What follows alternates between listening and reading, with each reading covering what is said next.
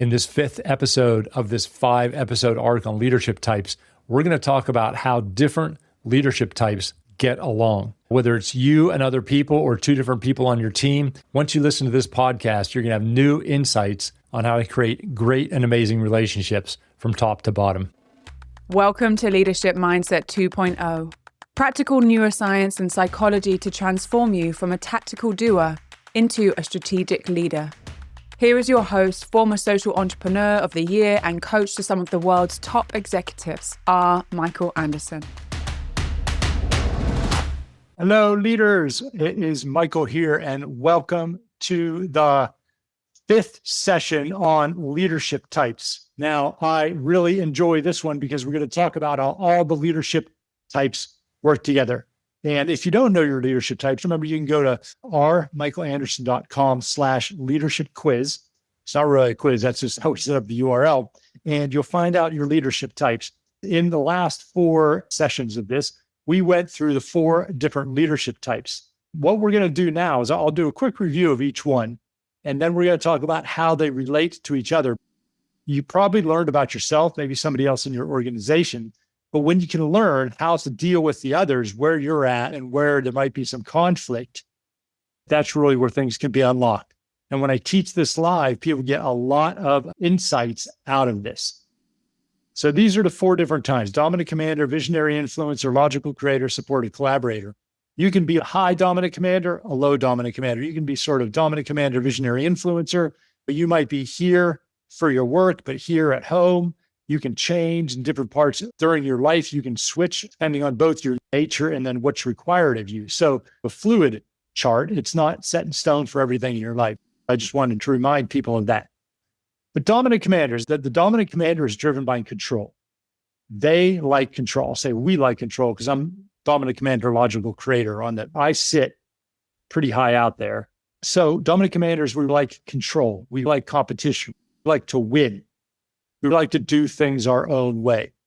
Dominant commanders find themselves in positions of leadership, high levels of leadership, because that is a control type thing. We can control a lot of things. We don't like to be controlled. We hate not being in control. When you're in a leadership role, you have a lot of control. That's what drives dominant commanders.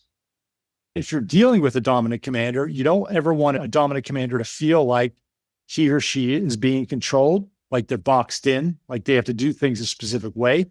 They're very good at getting things done. They're very goal-oriented. So that's what dominant commanders are. The bad part, the shadow side of dominant commanders is we can be bullying, we can be controlling of other people. We can be so focused on goals that sometimes at our own peril. So when we don't have that in check. So that's dominant commanders.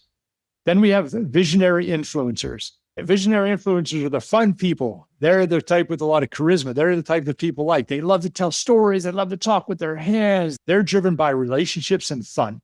They love relationships. They love positive relationships. They love to enjoy life. They're very visionary. That's why they're called visionary influencers, because they hold a lot of influence because of their relationships. They see things from a very high level.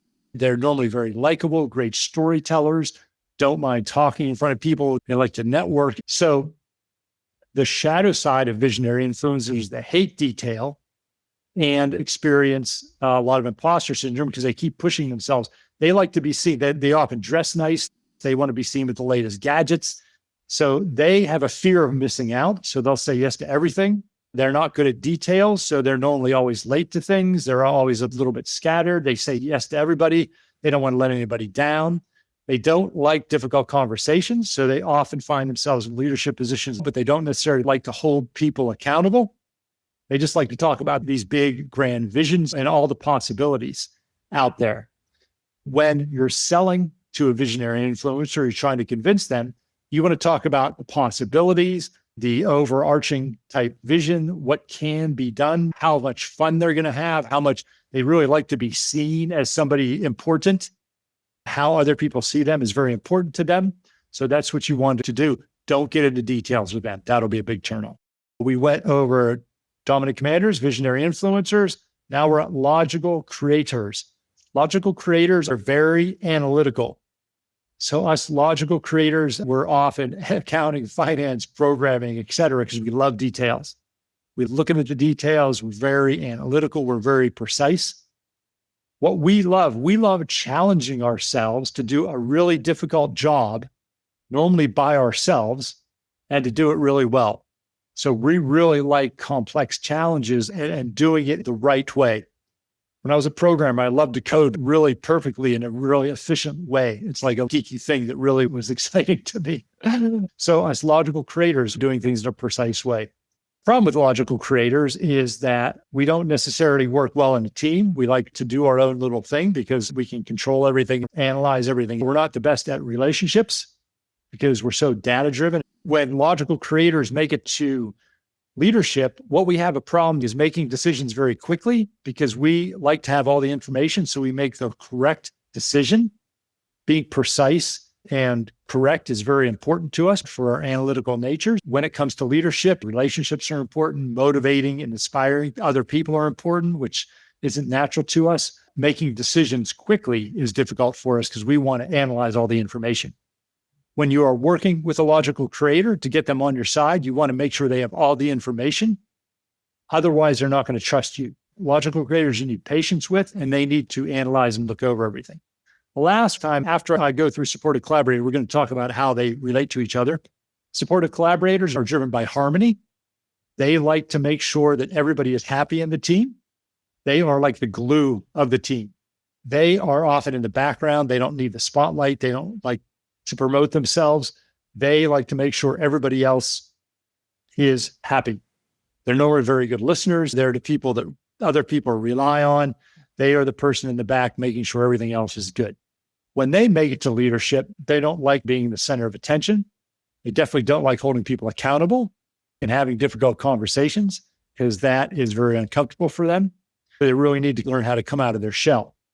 When you're trying to persuade a supportive collaborator, you want to make sure they understand how everybody in the team is going to be affected and that every single person is taken care of. So if you have an implementation for 100 people and 1 or 2 people are not going to be better off after the implementation, but 98 are, they're going to really stress about those 2 people because they really have a lot of empathy for everybody. That is the 4 leadership types. Now, let's talk about how these relate. Visionary influencers and supportive collaborators are more relationship-oriented. Dominant commanders, logical creators are more data-oriented. Relationships, data. Visionary influencers, dominant commanders, they are more extroverted. Logical creators and supportive collaborators are more introverted and move slower. So now we really run into things is when you have a dominant commanders are out there, they will bark at you, they will challenge you, they want to see that you can hang with them. They will sometimes just challenge you to see where you're having, if they can control you, to be quite honest with you. Supportive collaborators are the opposite. They want to be in the back and they want to make sure everybody is harmonious. Dominant commanders don't care that much about harmony. They just want everybody to win and produce. What happens is a dominant commander can be out there and what they can do is really intimidate people. And supportive collaborators, this is the opposite of them. Supportive collaborators will feel bullied and intimidated, so they'll withdraw. And dominant commanders see somebody withdrawing and they consider that weakness. So when you have a dominant commander and supportive collaborator, they're going to trigger each other. There's a dominant commander is like, this person's not standing up for themselves. And the supportive collaborator is like, this person's bullying me. Now both not like the other person and not trust the other person. Dominant commanders and supportive collaborators can work very well together because dominant commanders will be in the leadership role. A lot of CEOs are dominant commanders because they are wired to achieve, to do things. This supportive collaborator can be the glue that the dominant commander needs.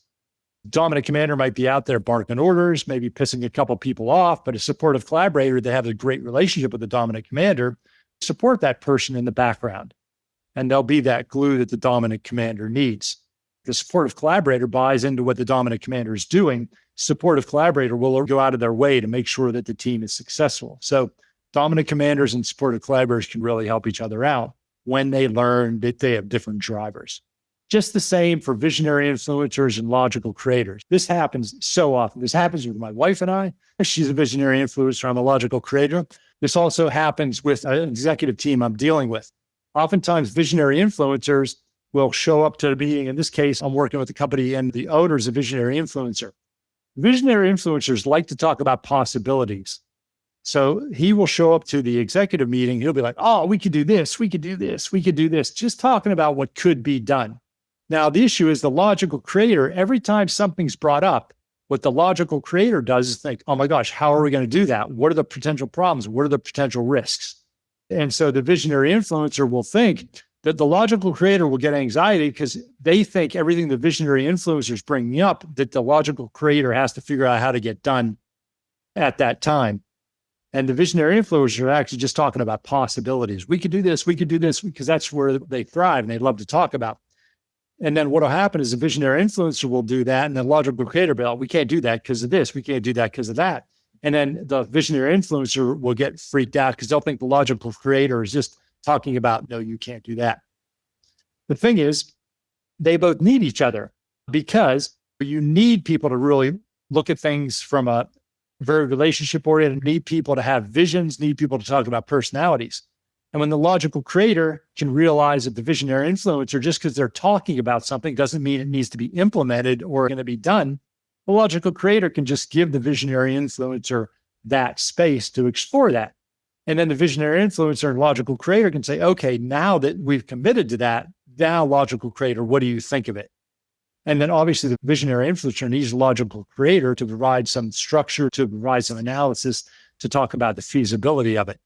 And they're both needed. And my wife likes to, she'll be like, we could go here on holiday, we could go here on holiday, we go here on holiday. I'm like, how are we going to afford that? Where are we going to get the time off? What are we going to do those? So she's like, why are you always like stuffing down my ideas? I'm like, well, you're talking about all these things. It's making me stressful. We don't have the time or the money to do all these crazy things you're talking about. And she's like, well, I'm just tired. We don't have to do them. I'm like, oh, okay. So just the same thing happened to us. So now you've got all four: the dominant commander, the visionary influencer, the logical creator, and the supportive collaborator. And the real power is not just knowing your own type or the type of the person in front of you. It's how do they mesh? How do they create a high-performing team?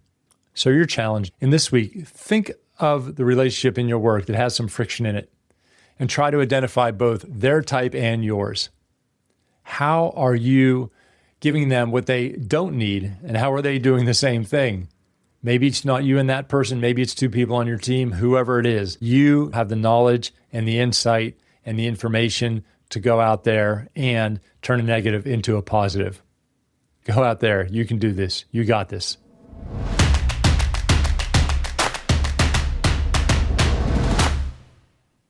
That's it for today's episode, but I have one more question for you. Do you have an upcoming event that could benefit from a Leadership Mindset 2.0 keynote or facilitation? One of my favorite things to do is speak and work with groups at events and leadership meetings. If you want to learn more about my speaking, go to rmichaelanderson.com/speaking, where you can see me on stage and inquire about bringing me in for your event. Then we can both meet in person and your team can get empowered with the latest mindset tools and strategies.